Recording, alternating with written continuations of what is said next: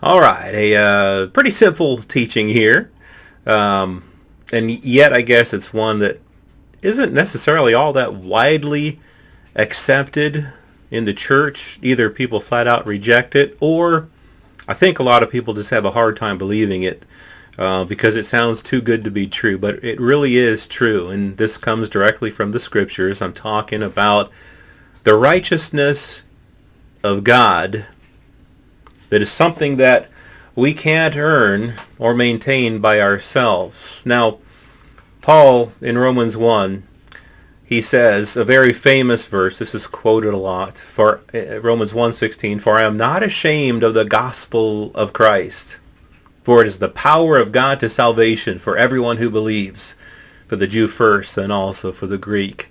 That's wonderful. But then the next verse gets neglected a lot, and this is important here. "For in it, in the gospel, the righteousness of God is revealed from faith to faith, as it is written, the just shall live by their own works." No, the just shall live by the law. No, the just shall live by faith. It's very important, that word faith there.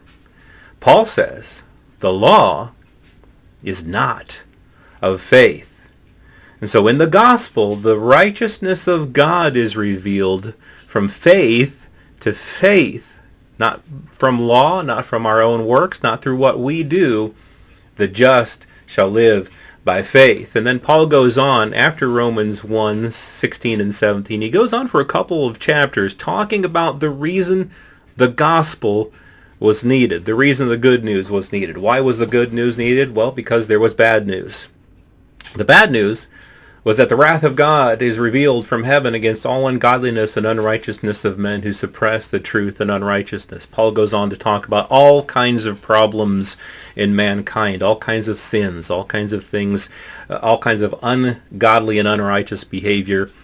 He really doesn't limit it to this, that, or something else. It's a whole bunch of things that Paul lists here. And the thing is that the teaching, what Paul writes about here in the second half of Romans 1 and then on into Romans 2 and in the first part of Romans 3, it's not teaching, it's not something that Christians are to follow as, okay, we're supposed to follow this to find out what's right and wrong. What Paul is doing is he's telling the problem of humanity apart from Jesus Christ.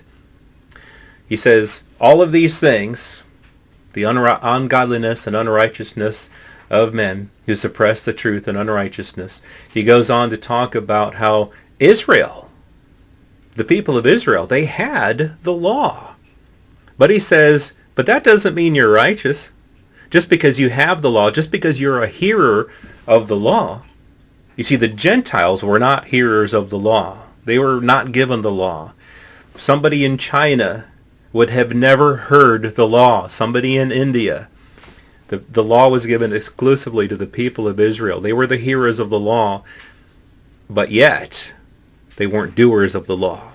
Paul even says that if a Gentile were to keep the law, he would be righteous according to the law. Even if a Gentile would do it. So Jews, just because you have the law doesn't mean you're righteous. And just because Gentiles don't have the law doesn't mean that they can't be righteous according to the law. However, see, that's a hypothetical case. However, Paul goes on in Romans 3, as we very well know, he says, there is no one righteous. No, not one. There is no one who understands. There is no one who seeks after God. There's nobody righteous. So the Jews who had the law, not righteous. Gentiles who didn't have the law, who could conceivably do things according to the law, even though they didn't have the law, not righteous. Because nobody is a doer of the law. Nobody can do it. Paul, later on in Romans, in chapter 10, Paul talks about how his fellow brethren, the Jews, the people of Israel, they had a zeal for God. It's wonderful to have a zeal for God. However, the zeal that the people of Israel had was without knowledge. They didn't have zeal according to knowledge, for they being ignorant of God's righteousness. Of what? Of God's righteousness. They were ignorant of God's righteousness. What? They had the law. They tried to keep it. In fact, it says they were seeking to establish their own righteousness by keeping the law. But yet, they have not submitted to the righteousness of God. Why had they not submitted to the righteousness of God? Because in seeking to establish their own righteousness, they did not do it. They were not, in the end, they were not doers of the law. They have not submitted to the righteousness of God. So we get back to Romans 3, and Paul says, now we know that whatever the law says, it says to those who are under the law, that every mouth may be shut, that every mouth may be stopped, and all the world become guilty before God. That's really what the law did. Paul called the law the ministry of death. He called it the ministry of condemnation. He said it was bondage. That's what the law does. It shuts mouths. It's a self-justifying mouth, saying, look what I do. Like the rich young ruler said to Jesus, look, I've done all these things. Well, you still lack something. No matter what you do, no matter what works you present to God, he's going to say, you still lack something. Because the righteousness of God cannot be attained by our own doing. We all fall short. There's nobody who can do it.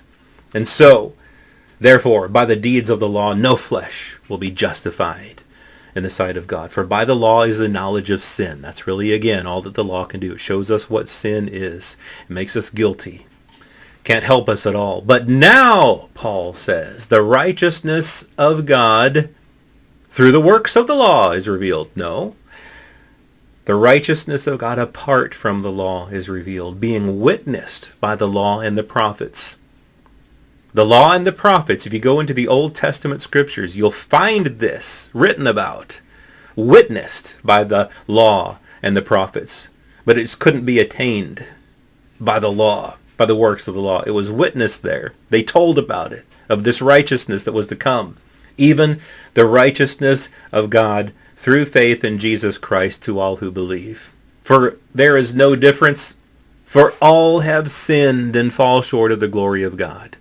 Jew who had the law, Gentile who didn't have the law, all have sinned and fall short of the glory of God. Being justified when you finally are able to do good works, when you're finally able to keep the law. No, being justified freely by his grace through the redemption that is in Christ Jesus. You see something very important here. In 2 Corinthians 5, Paul is talking about this ministry of reconciliation, how God was in Christ, reconciling the world to himself, not imputing their trespasses to them. How did this happen? How is this even possible?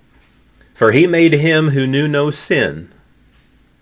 For God made Jesus, who knew no sin, to be sin for us, that we might become the righteousness of God in him.